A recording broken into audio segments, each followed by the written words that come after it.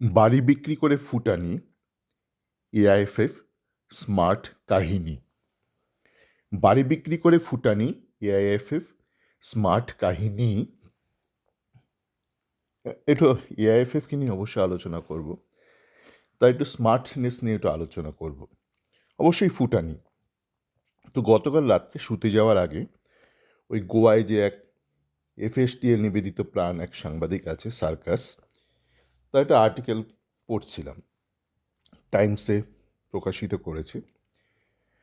সে আর্টিকেলে কতটা জল আছে জানি না, থাকতেই পারে, কেননা উনি এতদিন এফএসডিএল এর মোসাহেবগিরি করেছেন।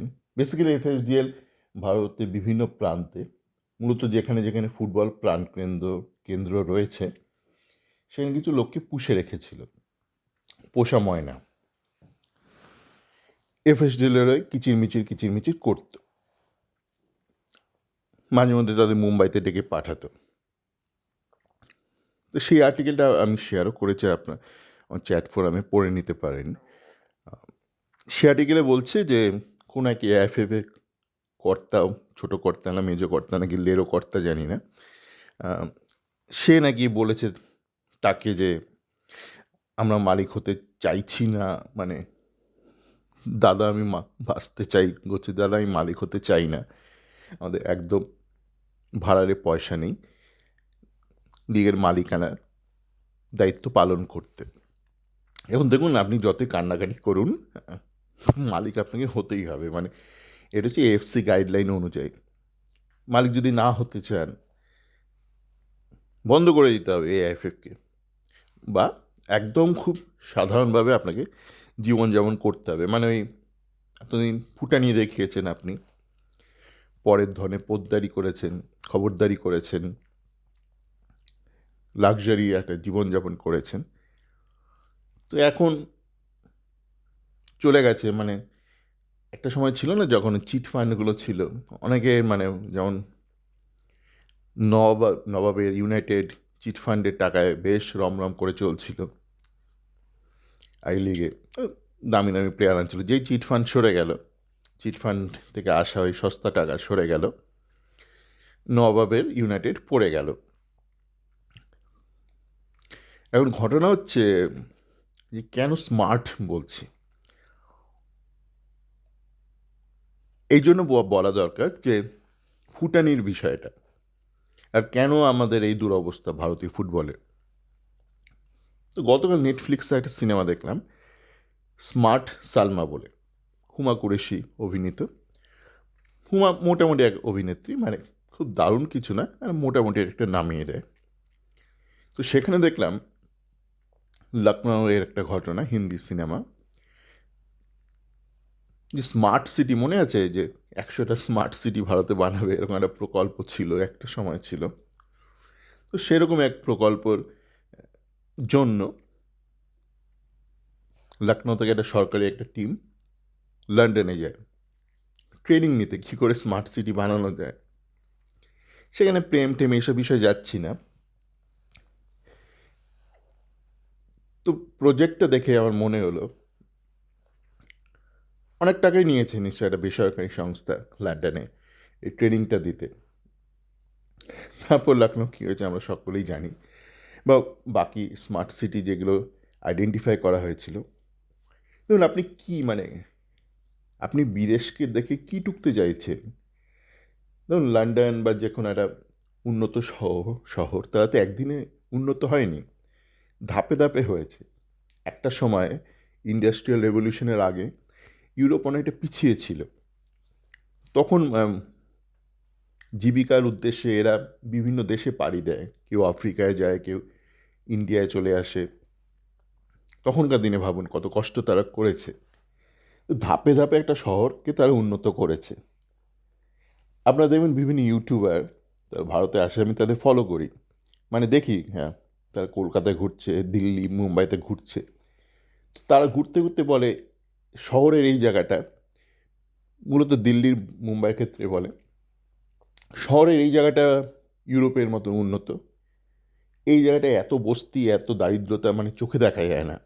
একজন সেদিন এক মহিলা ইউটিউবারকে দেখলাম, বিদেশিনী, উনি বলছেন মুম্বাই ভারতের অন্যতম ধনীতম দেশ শহর, কিন্তু অর্ধেকের বেশি ব্যক্তি এখানে বস্তিতে থাকে।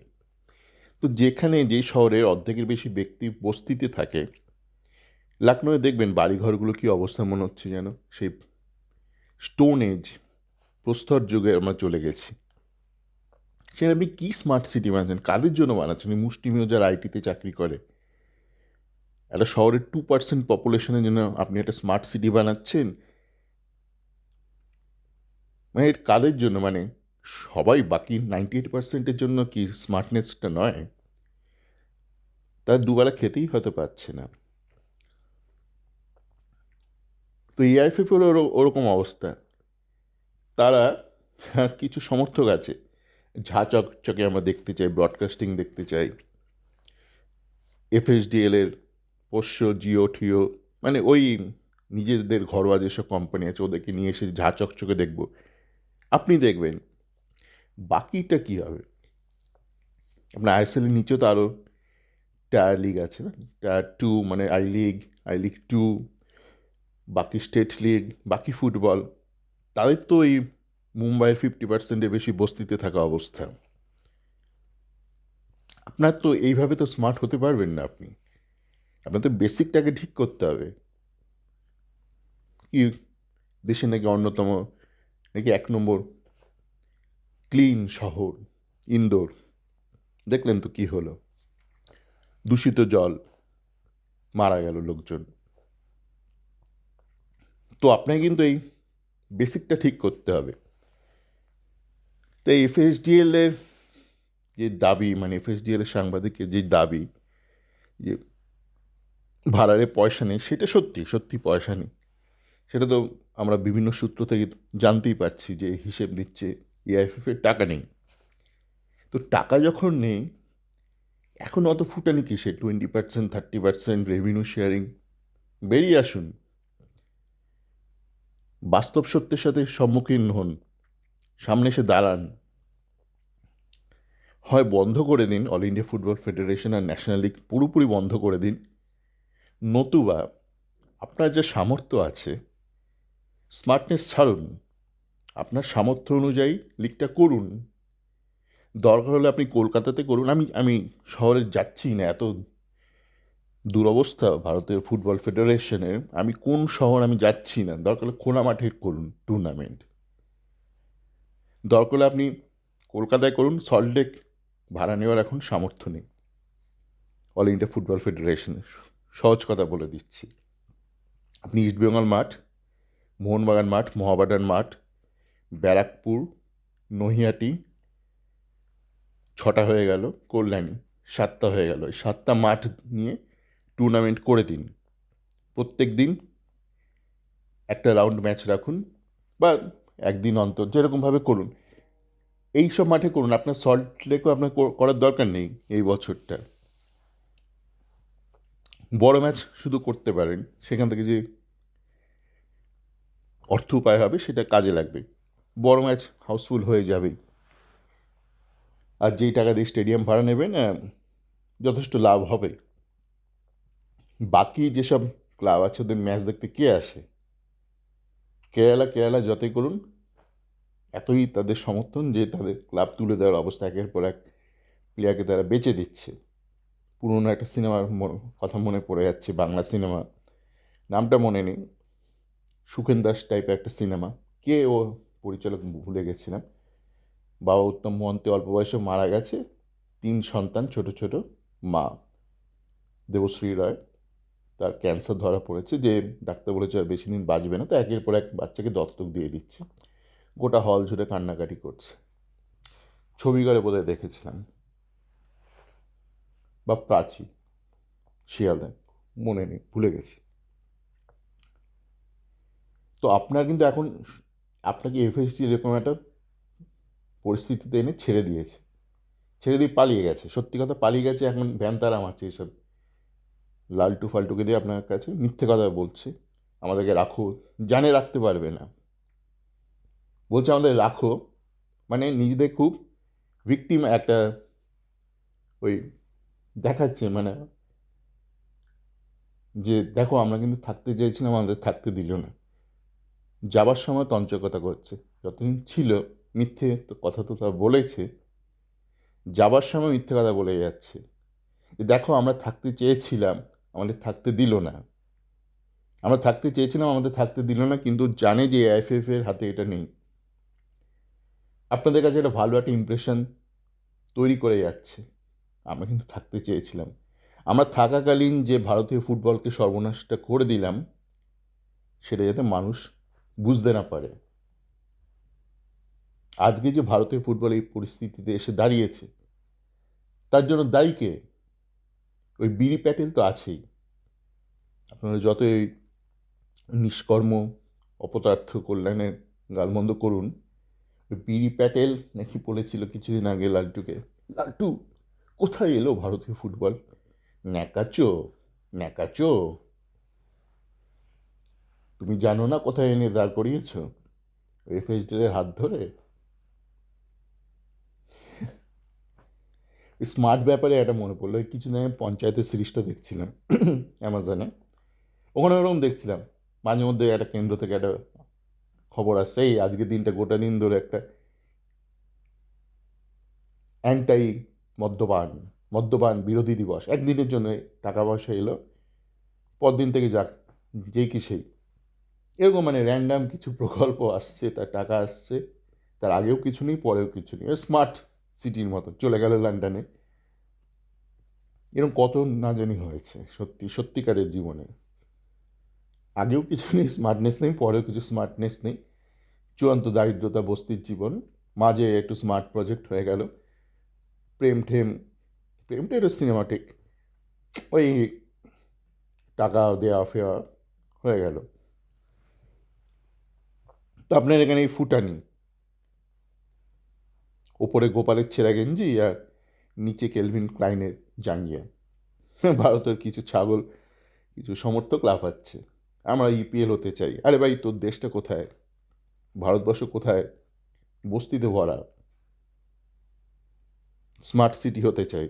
50% বেশি বস্তি জল পায় না, শৌচাগার নেই, সে হবে স্মার্ট সিটি। মানে কতিপয় কিছু ধনী ব্যক্তি আছে, কিছু এলিট শ্রেণী আছে, তার মধ্যে কিছু প্রবাসী বাঙালিও আছে, তারা স্মার্ট হয়ে গেলে বা তাদের জন্য স্মার্ট পরিষেবা দিতে পারলেই শহরটা স্মার্ট হয়ে গেল। কেন না শুধু তাদেরই তো মুখ আছে না, তাদেরই টুইটার অ্যাকাউন্ট আছে, তাদেরই ফেসবুক আছে, তো যাদের টুইটার আছে, ফেসবুক আছে, ইনস্টা অ্যাকাউন্ট আছে, তাদের জন্য যদি শহরটা স্মার্ট করে দেওয়া যায়, শহরটা স্মার্ট হয়ে গেল। বাকি লোক বস্তিতে থাকুক, বিনা চিকিৎসায় মারা যাক, দূষিত জল পান করে মারা যাক, হু কেয়ার্স। তো এআইএফএফ এর কী অবস্থা বলে দিলাম। হয় তার এখন যে আর্থিক অবস্থা, তাকে এখন কিন্তু সততার সাথে কাজ করতে হবে। তার পেছন মেরে তো চলে গেছে এফএসডি, এখন এই ন্যাকাচো কিছু সাংবাদিক আছে গোয়াতে, কলকাতায়, লালটু টাইপ, তাদের দিয়ে একটা ভিকটিম কার্ড প্লে করছে যে দেখো আমরা থাকতে চেয়েছিলাম, এখনও আমরা প্রস্তুত আছি, এখনও প্রস্তুত আছি আমরা। তারা ধরে নিয়েছে যে ভারতের ম্যাক্সিমাম পাবলিক পাগল ছাগল, তাদের বুদ্ধি নেই, মেধা নেই, যা বলবে মিথ্যে কথা বলবে তারা মেনে নেবে। তো একটা ভিকটিম কার্ড তারা প্লে করছে, আমরা থাকতে চেয়েছিলাম, এখনও থাকতে চাই, যদিও জানে কিন্তু যে এফসি গাইডলাইন অনুযায়ী তারা কোনোভাবেই কোনো প্রকারেই মালিকানা পাবে না। থাকতে গেলে ওই স্পন্সর হিসেবে থাকতে হবে, টাকা দিতে হবে, কিন্তু টাকার হিসেব টিসেব গোজামিল এগুলো করতে পারবে না। আর এগুলো না করতে পারলে তাদের মূল তো সাধন হবেই না, আমরা সেটা জানি ভালোভাবে। সুতরাং হয় এআইএফএফকে দোকান বন্ধ করে ন্যাশনাল লিগ বন্ধ করে দিতে হবে, নতুবা একদম খুব বেসিক লেভেলে ন্যাংটো ছেলের মতন একদম শুরু থেকে জীবন শুরু করতে হবে। মুম্বাই হোক, ওই ছত্তিশগড়ে রামকৃষ্ণ মিশনে যেখানে ইউথ লিগগুলো হয় সেই মাঠে হোক, যেখানে হোক, ডাজেন্ট ম্যাটার। নিজেই দেশের বাইরে থাকি, কলকাতায় হলে কোনো বাড়তি সুবিধাও নেই। কলকাতা হলে যেটা সুবিধা, যে এআইএফএফে কিছু আমদানি হবে, ইস্ট বেঙ্গল মোহনবাগান এই ম্যাচগুলো থেকে, মোহামেডান ম্যাচ থেকে কিছু টাকা কামাই হবে, যদি এআইএফএ গোটা টুর্নামেন্টের দায়িত্বটা নিজের হাতে নিয়ে নেয়, যেরকম কলকাতা ফুটবল লিগ পরিচালনা করছে আইএফএ, বড় ম্যাচের টিকিট সেলের টাকাটা আইএফএর কাছেই আসে। তো আমি বলে দিলাম, মানে সৎভাবে যদি আপনি কিছু করতে চান, আর অসৎভাবে এটা সেটা করবেন, স্মার্ট সিটি হবেন, স্মার্ট ফুটবল হবে, ইন্ডিয়ার স্মার্ট লিগ হবে, সেসব এসব ঘাপলা চিন্তাভাবনা আমার কাছে জিজ্ঞেস করবেন না। আর এগুলোতে বিশ্বাস করি না, প্রশ্রয়ও দিই না। যারা এরকম মিথ্যাচার করে তাদের সাথে খুব একটা কথাও বলা আমি প্রয়োজন বোধ করি না। ইস্টবেঙ্গল, মোহনবাগান, মোহামেডান, ব্যারাকপুর, নৈহাটি, কল্যাণী, সেন্টার অফ এক্সেলেন্সের মাঠ, প্রচুর মাঠ আছে, এখানে টুর্নামেন্টটা নামিয়ে দিক, দরকার হলে দিনের বেলা করুক, যাতে ফ্লাড লাইটে খরচ না হয়, করুক। আগে ফুটবল, তারপর সব নকশামি, ভ্যানতারামি, স্মার্টনেস। চলে, ভালো থাকবেন।